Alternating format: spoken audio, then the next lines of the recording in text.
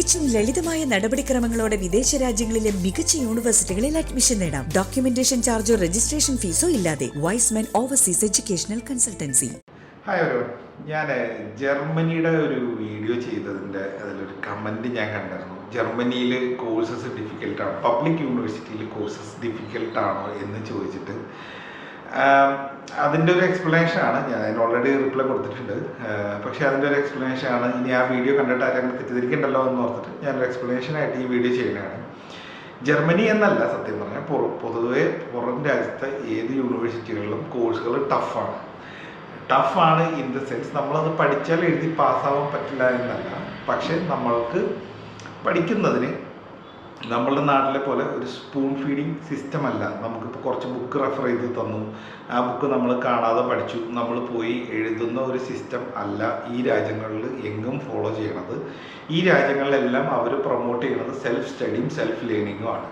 അപ്പോൾ ഈ self learning എന്നുള്ളൊരു സിസ്റ്റത്തിലേക്ക് നമ്മളുടെ ഇവിടെ നിന്ന് പോകുന്ന ഒരാൾക്ക് അഡാപ്റ്റ് ചെയ്യാനായിട്ടുള്ള ഒരു ടൈമുണ്ട്. ആ ഒരു ടൈം കുറച്ച് ബുദ്ധിമുട്ടാണ് അവർക്ക്. കാരണം ഇവർ ഇവിടെ നിന്ന് അവിടെ ചെന്ന് ഒരു എൻറ്റയർലി ന്യൂ സിസ്റ്റത്തിലോട്ട് സ്വിച്ച് ചെയ്യാനായിട്ടാണ് ഇവർ ശ്രമിക്കുന്നത്. അപ്പോൾ ആ പുതിയൊരു സിസ്റ്റത്തിലേക്ക് സ്വിച്ച് ചെയ്യുമ്പോൾ പ്രത്യേകിച്ച് മാസ്റ്റേഴ്സ് പഠിക്കാൻ പോകുന്നവർക്കായിരിക്കാം ഇത് കൂടുതലും പ്രശ്നം വരുന്നത്. കാരണം ഒരു വർഷം അല്ലെങ്കിൽ 1.5 വർഷമോ ഒക്കെയാണ് പൊതുവെ, അല്ലെങ്കിൽ 2 വർഷം വരെയൊക്കെയാണ് പൊതുവെ ഒരു മാസ്റ്റേഴ്സിൻ്റെ ഡ്യൂറേഷൻ എന്ന് പറയുന്നത്. അപ്പോൾ ഈ 1 വർഷത്തിൻ്റെ ഉള്ളിൽ ഇവർ ഇത് എൻ്റെ സിസ്റ്റം പഠിച്ചത് ഇവർ ഷിഫ്റ്റ് ചെയ്യാനുള്ള ഒരു ടൈം ഗ്യാപ്പ് വളരെ കുറവാണ്. അപ്പോൾ ആ ഒരു ടൈം ഗ്യാപ്പിനുള്ളിൽ ഇവർക്ക് എക്സാം എല്ലാം ക്ലിയർ ചെയ്തെടുക്കണം. അപ്പോൾ ഈ സിസ്റ്റം പുതിയതായിട്ട് പഠിക്കണം, അത് മനസ്സിലാക്കി എടുക്കണം, അതിനനുസരിച്ച് ഇവരുടെ കാര്യങ്ങളെല്ലാം മാറ്റിയെടുത്തിട്ട് ചെയ്യണം. അപ്പം അതാണ് ഞാൻ ആ വീഡിയോയിൽ ഉദ്ദേശിച്ചത്. ഈ അവിടുത്തെ ഒരു സിസ്റ്റം എന്ന് വെച്ച് കഴിഞ്ഞാൽ ബുക്ക് റെഫറൻസ് ഒക്കെ ഉണ്ട്, പക്ഷേ കൂടുതലും നമ്മൾ സെൽഫ് സ്റ്റഡി ചെയ്ത് സെൽഫ് ലേൺ ചെയ്ത് നമ്മൾ ഈ കാര്യങ്ങൾ നമ്മളെന്താണോ പഠിച്ചത് അതിനെക്കുറിച്ചുള്ള നമ്മുടെ വീക്ഷണങ്ങളും നിരീക്ഷണങ്ങളും ഒക്കെയാണ് നമ്മൾ ആൻസർ പേപ്പറായിട്ട് സബ്മിറ്റ് ചെയ്യുന്നത്.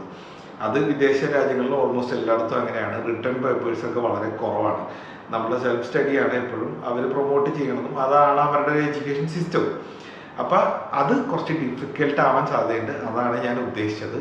പിന്നെ അതുപോലെ തന്നെ പ്രത്യേകിച്ച് ജർമ്മനി പോലുള്ള രാജ്യങ്ങളിൽ, ജർമ്മനി എന്നല്ല ഇപ്പോൾ ഓസ്ട്രേലിയ പോലുള്ള രാജ്യങ്ങളിൽ പലപ്പോഴും സയൻസ് റിലേറ്റഡ് ആയിട്ടുള്ള ടോപ്പിക്ക് എടുക്കുന്നവർക്ക് എപ്പോഴും നല്ല ടഫാണ്. കാരണം നമ്മളുടെ നാട്ടിലെ സിസ്റ്റം, നമ്മുടെ നാട്ടിലെ എഡ്യൂക്കേഷൻ സിസ്റ്റത്തിൽ പഠിപ്പിച്ചു വരുന്ന പല കാര്യങ്ങളെക്കാളും ഒരുപാട് അഡ്വാൻസ്ഡ് ആയിട്ടുള്ള കാര്യങ്ങളും ഫ്യൂച്ചറിസ്റ്റിക് ആയിട്ടുള്ള കാര്യങ്ങളാണ് പലപ്പോഴും അവർ പഠിപ്പിക്കുന്നത്. അല്ലെങ്കിൽ ജർമ്മനിയിലൊക്കെ വളരെ സ്പെസിഫിക് ആയിട്ടുള്ള പല മൊഡ്യൂൾസും അത്രയും എലാബറേറ്റ് ആണ് പഠിപ്പിക്കുന്നത്. അപ്പോൾ അതിൻ്റെ അകത്ത് കൂടുതൽ ഇൻഡെപ്ത് സ്റ്റഡിയും കാര്യങ്ങളൊക്കെ അതിൻ്റെ അകത്ത് ആവശ്യം വരും.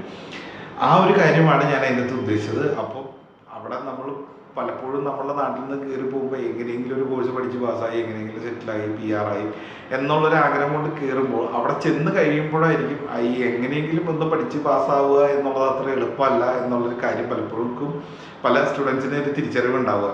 പിന്നെ അവിടെ ചെന്നിറങ്ങി എങ്ങനെയെങ്കിലും ഇതൊന്ന് തീർക്കാൻ വേണ്ടിയിട്ടുള്ള ഹാർഡ് വർക്കും കാര്യങ്ങളൊക്കെ ഒരുപാട് കൂടുതലാണ്. അപ്പം അതൊന്ന് അഡ്രസ്സ് ചെയ്തേ ഉള്ളൂ. ഇത് ചൂസ് ചെയ്തത് കൊണ്ട് നിങ്ങൾ ഒരിക്കലും പാസ്സാവില്ല എന്നല്ല ഉദ്ദേശിച്ചത്. നിങ്ങൾ പാസ്സാവും, പക്ഷേ നിങ്ങൾക്ക് എഫേർട്ട് വളരെ കൂടുതൽ എടുക്കേണ്ടി വരും. ബുക്ക് കൂടുതൽ റെഫർ ചെയ്യേണ്ടി വരും. അതുപോലെ കൂടുതൽ എലാബറേറ്റ് ആയിട്ട് പഠിച്ചിട്ട് വേണം പലപ്പോഴും എക്സാംസിന് നിങ്ങൾക്ക് അപ്പിയർ ചെയ്യേണ്ടി വരിക. അപ്പോൾ വീഡിയോ ഇഷ്ടപ്പെട്ടു എന്ന് വിചാരിക്കുന്നു. കൂടുതൽ ഡീറ്റെയിൽസ് അറിയണമെങ്കിൽ കോൺടാക്ട് ചെയ്യുക. അതുപോലെ വീഡിയോ ഇഷ്ടപ്പെടുന്നുണ്ടെങ്കിൽ ലൈക്ക് ചെയ്യുക. അതുപോലെ ഒന്ന് സബ്സ്ക്രൈബ് ചെയ്യുക. ചാനൽ കൂടുതൽ ആളുകളിലേക്ക് വീഡിയോ എത്തിക്കുക.